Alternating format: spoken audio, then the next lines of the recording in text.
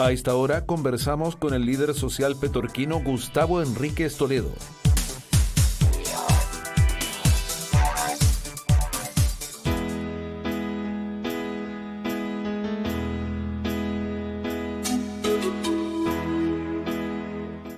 Bueno, ya estamos aquí al aire a esta hora, son las 10:12. Estamos a esta hora ya en vivo y en directo a través de toda nuestra plataforma. Ya estamos con Gustavo Enríquez esta mañana, un poquito salido de horario, pero bueno, será. Quiero saludar con mucho cariño a Gustavo Enríquez, un dirigente social de la comuna de Petorca. ¿Cómo estás, Gustavo? Gusto de saludarte. Bienvenido a Conversemos con Gustavo Enríquez sobre tantas cosas que suceden no solamente en la comuna de Petorca, en la provincia de Petorca, en el país. Bienvenido a H Radio, Gustavo. Muy bien, pues Nan, muy buenos días. Muy contento de estar aquí un nuevo martes acompañándote a ti y a todos tus auditores en esta linda mañana de día martes.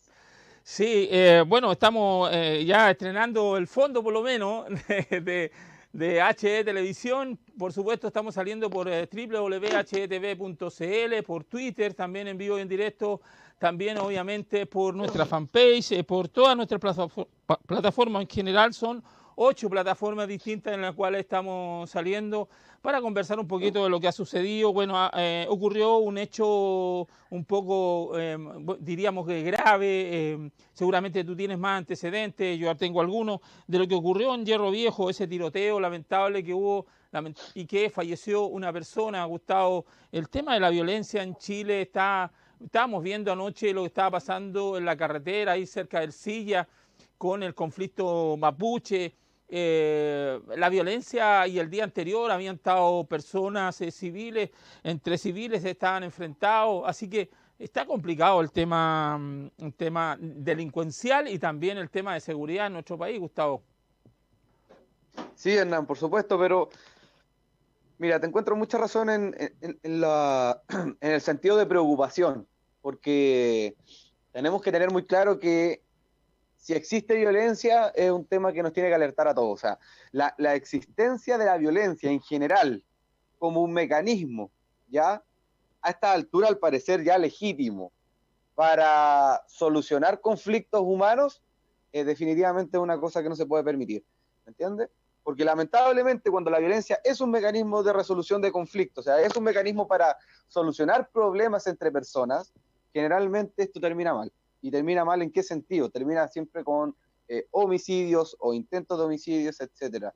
Entonces, eso yo creo que es total y absolutamente inaceptable, inmoral, y creo que tiene que ser repudiable, no solo por las autoridades en un gesto simbólico, sino que se tienen que tomar cartas en el asunto. Si ese es lo más importante al final del día. No basta solo con decir, pucha, yo no quiero que esto ocurra más porque no corresponde, sino que hay que tomar cartas en el asunto. Bueno, yo como autoridad, ¿qué voy a hacer respecto a este tema para empezar a resguardar la integridad y seguridad de los vecinos, de las comunidades y en general la seguridad pública de un sector? Esas son cosas fundamentales que la autoridad tiene que tomar carta en el asunto, tiene que tomar estrategias, tiene que ocupar los servicios de inteligencia de las propias policías. Así es. En muchos casos, bueno, tenemos un servicio de inteligencia nacional, la Agencia Nacional de Inteligencia, la ANI, que quedó totalmente desmantelada y quedó al descubierto su incapacidad cuando se quemaron las estaciones de metro en octubre, ¿no? Hoy día se está en un proceso de reforma, creo que está en el Senado, un proceso de reforma del Servicio de Inteligencia Nacional.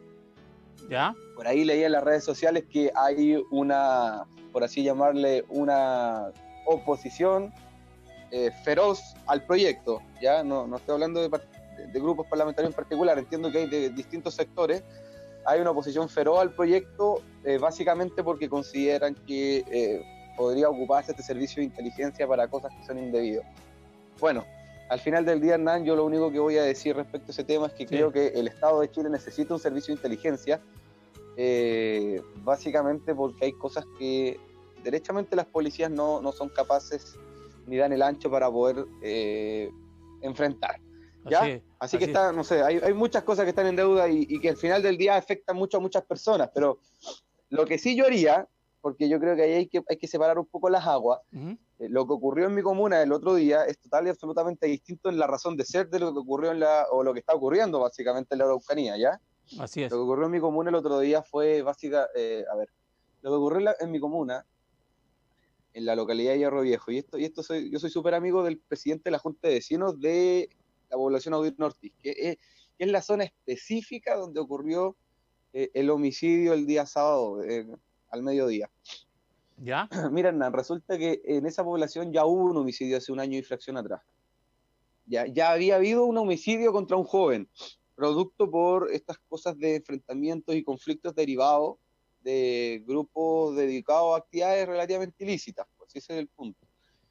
Lo que ocurrió el sábado, entiendo yo, era como una discusión entre clanes, una discusión, clanes familiares, no sé cómo llamarlo específicamente, pero hubo una discusión, ¿ya? Ya, ya. Y lamentablemente, como suele ocurrir en estos tipos de casos, aquel conflicto se solucionó mediante la vía de la violencia, cosa que no debiese ser. O sea, si se están discutiendo y cosas así, no debiese ser la violencia el mecanismo, pero generalmente en estas situaciones ocurre. Ya. Ahora, eso tiene que ver más como con la lógica de clanes, la lógica de las organizaciones familiares. Hay Ya. todo otro sentido de cómo se actuó y los motivos por los cuales se actuaron son total y absolutamente distintos a lo que ocurre en la Araucanía. O Sí, sea, lo que hay en obviamente, la sí. Araucanía, Hernán, Sí. es un conflicto, lo de la Araucanía es un conflicto esencialmente político, ya con consecuencias en temas sociales sobre un conjunto de la población importante que tiene ciertos matices de extrema acción violenta que algunos lo han calificado incluso de acciones propiamente terroristas. Sí. Eso es lo que tenemos en la Araucanía. En el caso de acá, de mi comuna, el conflicto no es político, pues, ¿me entiendes? El conflicto tiene que ver más con una cuestión yo siempre lo digo en este sentido, de precariedad social, no, más bien dicho de precariedad económica, que tiene consecuencias sociales que significan marginalidad en algún punto, ¿ya? Y esa marginalidad, esa exclusión que se ha dado mucho en nuestra sociedad, ha empujado ciertas formas de organizarse en lo que yo llamo las zonas basales de la sociedad, o sea, cierta forma de organizarse en la familia, en los grupos, en los barrios, Ya, etcétera, que ya. lamentablemente generan un mecanismo como de piño. ¿Entienden? Perfecto. No sé si se entiende el concepto Sí. y estos piños a veces ejercen una especie de control territorial, ¿ya? En las poblaciones de Santiago ocurre todos los días, por Nancy, para Así dejarlo más no, sí claro. estamos. Se Y generan ya. piños territoriales que Mm. tienen poder de fuego y que muchas veces ejercen el control de dichos barrios a través de la violencia y todo el poderío o toda esta fuerza en armas de fuego que poseen. Sí, Entonces, lo así un poco peligroso, funciona. lo peligroso, Gustavo, en este momento es el tipo de violencia que se está ejerciendo primero en la Araucanía, segundo en la delincuencia, cómo ha aumentado en este tiempo de pandemia, ha aumentado muchísimo. Sí, sí, Yo, a sí. ver, pienso muchas veces que no hay tanto control porque hacen lo que quieren los muchachitos estos, amenazan y le ponen la pistola en la cabeza a las personas a plena luz del día.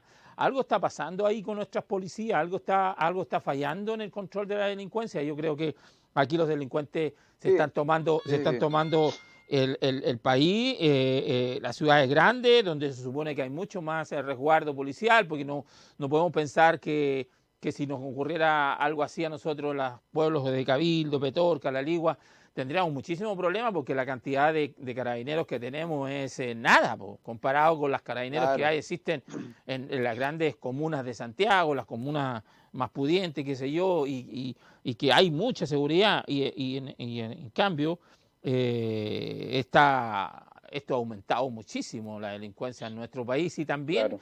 llama mucho la atención el tema y que, a ver, la gente está bien que apoye al pueblo mapuche en reivindicar sus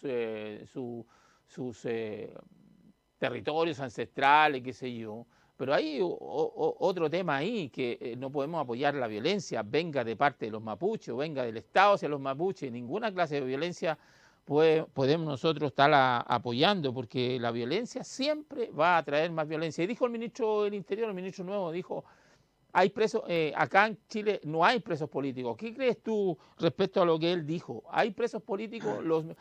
En este caso los mapuches, ¿son presos políticos o están detenidos por haber incendiado, por haber, que están acusados de asesinar personas, qué sé yo? A ver, Hernán, es complejo. Bueno, el ministro del Interior el otro día en una entrevista en televisión dijo que en Chile efectivamente habían condenados por la justicia, por los tribunales de justicia, y no presos políticos. Ayer, si no me equivoco, mientras trabajaba en la noche, veía a Pedro Cayuqueo, que es un periodista de origen mapuche, ya que tiene varios libros bastante interesantes, y él decía que el ministro se equivocaba, ya, de que en Chile al menos habían 23 presos políticos. ¿Te fijas? Sí. Entonces ahí te vas encontrando con una disyuntiva, porque, bueno, el ministro dirá una cosa, él dice que son todos condenados por el Estado de Derecho a través de los tribunales de justicia. Cayuqueo te dice, no, pues hay al menos 23 presos políticos que él sabrá el número y corresponderá a determinadas personas, sí. Serán quizás todos miembros de la etnia mapuche. Yo la verdad, Hernán, para serte súper franco y honesto, yo no manejo al dedillo ni al detalle qué personas estarían presas en teoría por conflictos políticos. Ese es mi punto. O sea, yo no sé. Porque hay que decir la definición de un preso político. Es cuando la persona piensa distinto al gobierno y el gobierno lo mete preso por pensar distinto contra el gobierno o decir cosas contra el gobierno de turno. Claro. Ahí cabe el preso político. Pero, a ver, la persona que es condenada por un delito por los tribunales de justicia, que es un tribunal totalmente aparte del Ejecutivo, ese no es preso político. A mí me da la sensación que no, por eso te digo, o sea, cuando el ministro Pérez dice no hay presos políticos en Chile, todos han pasado por un proceso de investigación y han sido condenados.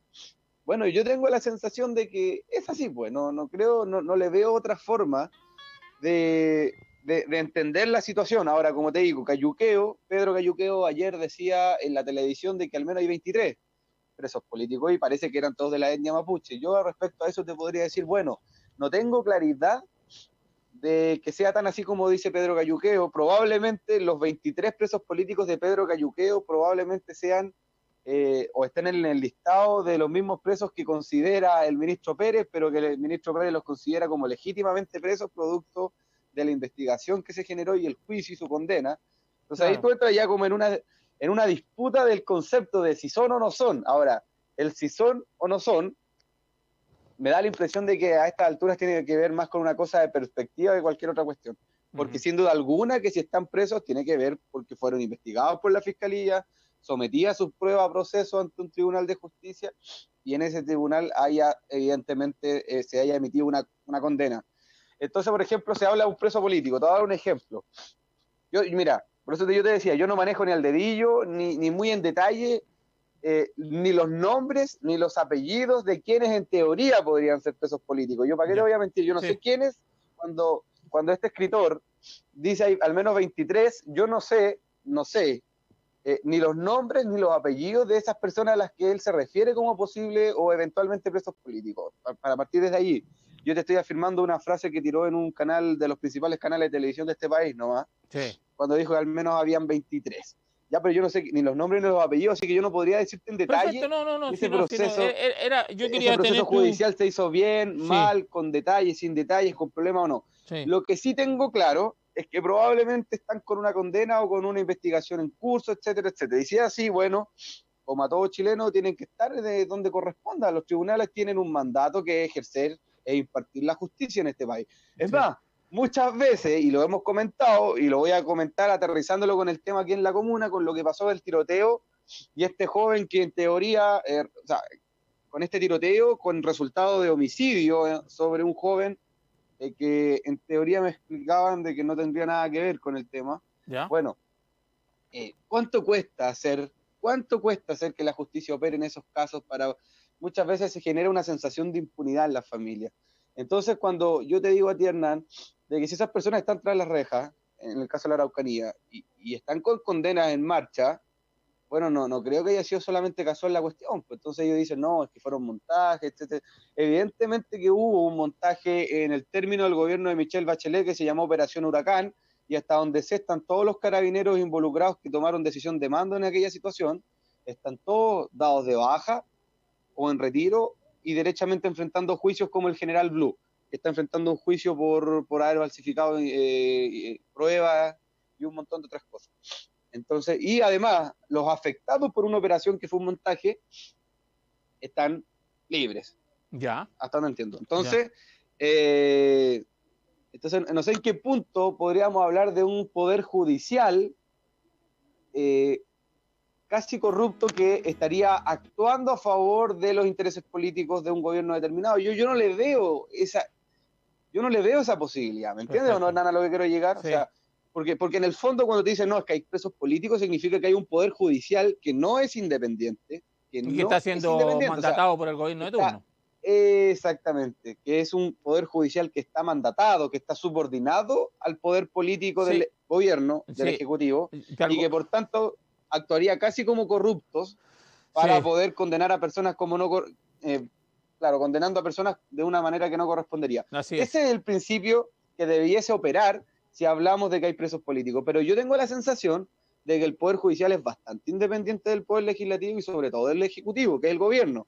Súper independiente. Y además, Gustavo, que es garantista, en mi opinión. Es ultra garantista, entonces, y que si están presas porque hubiesen pruebas contundentes, nada más. Por eso, Gustavo, dame un segundo, porque aquí no es el gobierno solamente el gobierno que está de turno ahora, o sea, han habido presos, hay presos hace rato, presos mapuche ya muchos años, en diferentes momentos, en diferentes gobiernos. Mira, nos quedan unos minutitos, quiero pasar a otra cosa. ¿Cómo está el tema en Petorca, la comuna en cual tú vives? Lamentablemente esperábamos que lloviera un poquito más, pero no ha caído más agua. Esperemos que antes de que termine este mes de agosto podamos tener otra lluvia. Estuvimos el domingo, salimos ahí al campo a mirar, hay mucho plastito, hay lugares donde está corriendo agüita, porque el tema hídrico, aunque tuvimos un poquito más de lluvia en junio, sigue el problema. ¿Cómo se ha visto esto con lo que dijo la justicia, que ya no debiesen ser 50 litros por persona, sino que 100 litros por persona? ¿Están tomando las medidas frente a esa resolución de la Corte ahí en Petorca? Me imagino tendrán que hacer más viajes los camiones de aljibe, los lugares donde están alimentando de agua a la gente con camiones de aljibe. ¿Sabes algo de eso? No. ¿De cuándo es la resolución de la Corte? Hace ¿Es de la Corte de Apelaciones? Sí. Porque mira, yo hasta 100 litros por persona. Ya, porque yo hasta donde yo sabía, hasta donde yo estaba al tanto, al menos la información, habían interpuesto un recurso de protección de derechos constitucionales en la Corte de Apelaciones de Valparaíso, que había declarado inadmisible el recurso de protección. Así que por eso te digo... No, si ya salió la resolución en primera instancia de que tiene que repartirse 100 litros por persona y no 50. Ya. No manejaba la información, pero mira. Pero ¿cómo está el sistema de las APR ahí? ¿Cómo está el sistema de distribución de agua potable, en este caso en camiones de aljibe? Porque hay que decir a la gente que hay lugares que lamentablemente la gente les quedó los pozos colgados, o tiene que haber una inversión de parte de la gente y de parte del Estado para poder profundizar pozos, porque aquí las napas subterráneas hay agua, pero lamentablemente están más profundas ahora debido a los 10 años de mega sequía. Mira, Hernán, la OMS, Organización Mundial de la Salud, hace muchos años, cuando se hicieron en la ONU y todas estas cosas, es una declaratoria de que el agua, o el acceso al agua, más bien dicho, es un derecho humano que debe ser asegurado por los estados, cosa que en gran parte del mundo no ocurre, tengamos claro eso. Hay gente que muere de sed en países africanos, ya, por falta de inversión nada más, porque son países que tienen... En Venezuela está pasando en este minuto. En Venezuela están un problema tremendo de agua. Tremendo. Claro, pero no porque no hay agua, sino que en estos casos, porque te estoy mencionando, es por una precariedad fundamental del Estado para proveer infraestructura para poder abastecer agua potable, exactamente. Pero bueno, la ONU hace mucho, no hace no tantos años, hace más de 10, 15 años, lo declaró como el acceso al agua, la declaró como un derecho humano universal.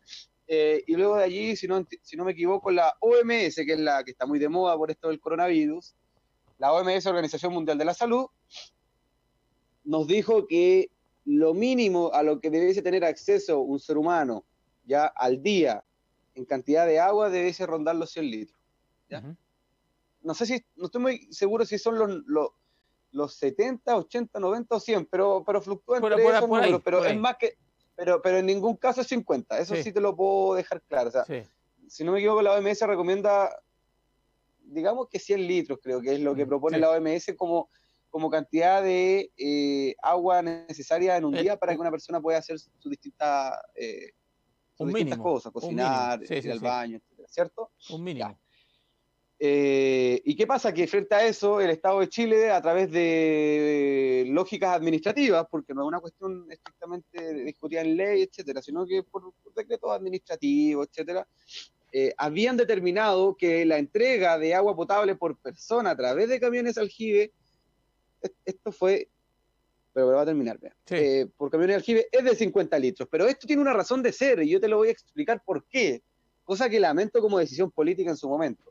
Para que los que nos están escuchando sepan, la entrega de 50 litros por persona en camiones aljibe cuando hay problemas de abastecimiento de agua potable fue dictaminado en un decreto administrativo en el Ministerio del Interior el año 2015 por el señor subsecretario de la época, Mahmoud Alewi, del Partido Socialista. Ya. Gobierno de Michelle Bachelet II. Ya. Gobierno de Michelle Bachelet II, el señor Mahmoud Alewi, subsecretario del Interior, ¿lo recuerda? El caballero de barba. Sí. Bueno, él, como subsecretario, emitió un decreto administrativo interno donde daba orden a la ONEMI y todos estos organismos de emergencia que dan los recursos para financiar camiones de aljibe en caso de emergencia. Dictaminó en ese decreto que tenían que ser 50 litros por persona y no más, porque eso tiene una lógica economicista. ¿Por qué lo hizo?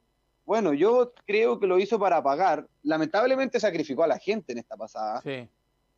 Mahmoud Alewi lo que hizo en el fondo fue sacrificar a la gente, pero para pagar un incendio político que se venía. ¿Cuál era el incendio político?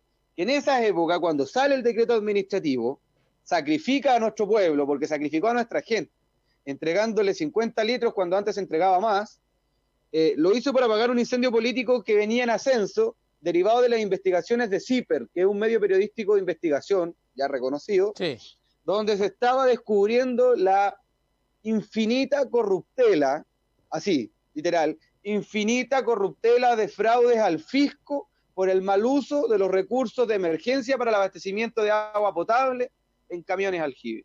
Y entre las zonas, bueno, habían infinitas zonas y provincias, esto involucró a varios gobernadores de aquel gobierno. Así es. Ya, esta medida la tomó porque habían gobernadores involucrados en el sur. CIPER también insinuó algo en esa época con la gobernación de Petorca y también insinuó el mismo tema sobre varias gobernaciones del norte. Entonces, CIPER Chile, centro de investigación destacadísimo que ha destapado la olla en infinitos escándalos de la política de corrupción y recursos públicos, estaba al acecho buscando qué estaba pasando con el infinito gasto de recursos públicos en camiones aljibe cuando no pareciera ser que debiesen gastar tanto. Entonces, a estos investigadores les pareció raro que se gastaran, no sé, miles de millones de pesos en abastecimiento de camiones aljibe sin ningún control de gestión interna. Si eso era lo más dramático, Hernán. Sí. No había un control el Estado de Chile en el año 2015 no tenía un sistema de control de gestión interno, ya, de los recursos, donde tú dijeras, yo voy a gastar esto, y tuviese todo eso controlado como gestión pública, o sea, contrastado, validando de que esa plata se gastó en lo que se dijo que se iba a gastar y no en otra cosa. Porque como en esa época, Hernán, había decreto de escasez hídrica, estaba la emergencia del abastecimiento, se ocupó una lógica de tratos directos. Entonces, se le entregó por el estado de emergencia. La asignación de recursos justamente a empresas que muchas veces no correspondía, que no cumplía con los criterios que tendrían que haber ocupado, y se gastó plata al destajo, porque esa es una realidad, se gastó plata al destajo. Bueno, esta investigación de CIPER arrojó provincias en el sur, que parecería raro ver camiones de aljibe en el sur, pero Sí. los existen, sí Sí. existen. Sí, En el sur hay gente que se abastece con camiones de aljibe. sí, así No es. porque falte agua, no porque falte agua, básicamente, sino que porque no hay infraestructura de hidráulica, infraestructura generada por inversión del Sí, Estado sí, sí, sí, para para llegar con él. proveer Sí, sí, agua potable. sí, O sea que no hay cañería, no hay sí, pozo, no hay sí, nada. sí. Entonces, en el sur hay agua, pero no hay infraestructura. Resultado, la gente no tiene agua potable en su casa.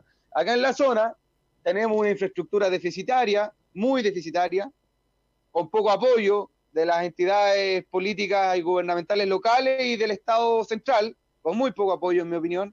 Tanto así que hay una fundación privada trabajando Sí. y solucionando los problemas a los APR. O sea, FODEPE, está bien, me parece súper bien que la sociedad civil lo la haga. Fundación FODEPE. Exacto, me parece fantástico y yo saludo a Ricardo porque me parece muy bien. Ricardo Ricardo es uno de Sangüesa. los que dirige aquello. Sí. No, Ricardo Ferreira. Ferreira, perdón, yo me equivoqué de Ricardo apellido. Ferreira. Me Sí, parece muy bien que esa fundación tome una responsabilidad como parte de la sociedad civil organizada, pero el Estado tiene un rol también, porque es apoyar la infraestructura para que estas cuestiones funcionen, y no funcionan. ¿Te fijas? Entonces, el resultado es que la gente no tiene agua potable en sus casas. Entonces, esta maraña, que es una cuestión ultra compleja de déficit bueno, en eso, y de disculpa, sí, irresponsabilidades sí. políticas y del Estado, lamentablemente nos empuja a esta situación, pues, pero ¿a qué quiero llegar yo? ¿A qué quiero llegar con esto, Hernán? De que todo esto en el 2015 significó que nos dieran 50 aguas por decreto, 50 litros de agua por Sí, decreto, sí, y eso ha tenido muchas consecuencias en la perfecto, calidad de vida de las personas. perfecto. Dame un segundo Que no todos porque lo nos saben, quedan es que no todos lo saben. Sí, vamos, esta es la última reflexión porque estamos atrasados con la pausa. Gustavo, bueno, se vienen el próximo año elecciones nuevamente. Esperamos que las nuevas ¿Sí? autoridades que asuman trabajen en conjunto. Yo sigo insistiendo, yo recibí acá en la radio el año 2016 a muchísimos, pero muchísimos candidatos alcalde, a concejal, y en todo siempre yo dije, ¿cuándo va a ser el día que se unan y luchen por traer recursos a la comuna, pero en forma unida? Porque si va solamente Cabildo, va solamente Petorca o Papudo, no pesan mucho, pero si se unieran todos las autoridades, sería distinto. Muchas veces porque este es verde y este es rojo, no se pueden juntar. Porque hay una diferencia política, qué sé yo. Ya es tiempo que esas diferencias las dejemos de lado en pos de mejorar las condiciones de vida de las personas. El próximo año vienen elecciones nuevamente de alcaldes y concejales, que eran este año, pero por el tema del estallido social y la pandemia se tuvo que trasladar para abril del próximo año. A trabajar muy fuerte, Gustavo, ahí en tu comuna para poder llegar a ocupar un cargo ahí, porque hace falta que se renueve la política acá y se renueve una política con gente joven que piense en lo que yo digo, que piense en unir voluntades, ya sea y dejando de lado las diferencias políticas, van a existir siempre. Pero cuando son cosas mayores, porque van en beneficio de toda la comunidad, de los de derecha, de los de izquierda, de los de centro, ahí yo creo que van a tener que tener una mirada más en un estado de estar juntos e ir en pos de conseguir logros grandes para inversiones que vayan desarrollando, sobre todo en infraestructura de lo que tiene que ver con el agua, con la energía, con la hoy día, con ya una necesidad básica que es el internet también, Gustavo. Así que quiero agradecerte que los martes estés con nosotros comentando distintos temas de la contingencia de la comuna de Petorca y también obviamente del país. Gustavo. Suscribo todas tus palabras, pues, Hernán.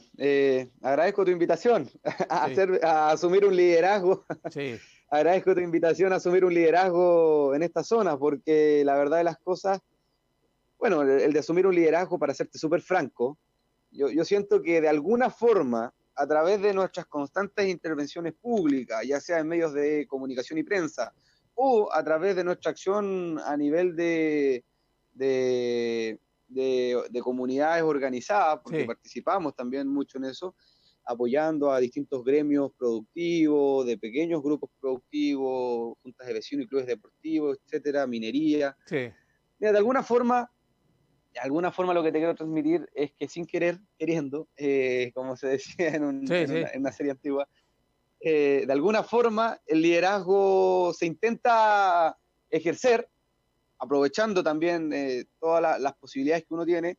El liderazgo se intenta ejercer y de alguna manera algo se logra convocar y cuando se logra convocar voluntades de las personas, lo que hay que tratar de empujar es la colaboración entre dichas personas. Así es. Es lo que tú estabas comentándome recién. O sea, Sí. no vamos a llegar, y esto yo siempre lo he tenido como perspectiva y visión de las cosas en esta provincia de Petorca, que es pequeñita, que siempre está rezagada, etcétera. Imagínate, la comuna de Petorca ya está rezagada dentro de la provincia de Petorca. Entonces ya es un tema para los petorquinos, ya es un tema complejo, pero para la provincia también lo es.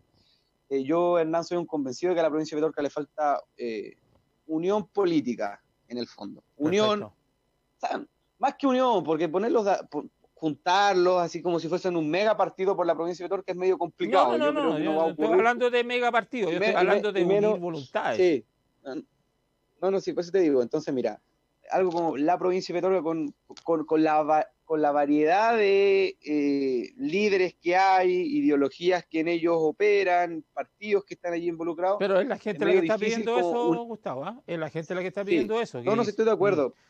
Estoy de acuerdo, pero estoy haciendo un análisis de los hechos. Entonces, yo lo veo difícil como organizarlos un minuto. Tanto en una cuestión casi como de organización partidaria. ¿Me entiendes? Yo lo veo difícil para la provincia de Petorca. Lo que sí creo es que sí se pueden unir voluntades políticas de distintos sectores en función de causas puntuales. Yo creo que allí hay un poder y una posibilidad de poder, hay una posibilidad de poder generar presión y empuje para nuestra provincia en distintas materias que impliquen inversión, planificación, implementación de políticas públicas, etcétera, que creo que serían tremendamente o extremadamente beneficiosos para nuestro pueblo, para nuestra gente, desde allá de Zapallar y Papú hasta aquí, hasta la cordillera de Cabildo y Petorca, ¿sabes? La colaboración en causas puntuales, por ejemplo, el poder asegurar abastecimiento de agua potable para todos los habitantes de esta comuna, o sea, de esta provincia, bueno, de mi comuna y de la provincia. Si hubiese colaboración de todos los sectores políticos para empujar esa causa, créeme tú, de que yo creo, haciéndolo bien, créeme tú de que esto podría funcionar. O sea, no es una idea tan desarraigada ni tan alejada de la realidad. Creo que se podría hacer, pero parece que tener voluntad, disponibilidad y disposición de diálogo, escuchar al otro, que es una cosa que hoy día no ocurre, escuchar lo que el otro tiene que decir como un legítimo otro para podernos entender. Claro. Es parte del modelo de convivencia, ese es el punto. Vale. Así que tenemos que aprender en la provincia de Petorca se convive poco en la política. Hay que ser más abierto a escuchar al otro para poder y debatir con todo el respeto del mundo. Gustavo, nos pasamos, pero recontra nos pasamos. Ya son las 10:44. De verdad que estoy súper agradecer también a los auspiciadores que tenían que salir a las 10:30. Agradecer que pudieran esperar un poquito. Gustavo, un abrazo gigante, nos reencontramos en cualquier minuto si las noticias así lo ameritan, o si no, el próximo martes a partir de las 10 de la mañana acá conversando con Gustavo Enrique Toledo. Gracias, Gustavo. Ya pues, un abrazo amigo, que esté bien, saludos a los auditores. Vale, quédate ahí un ratito, vamos a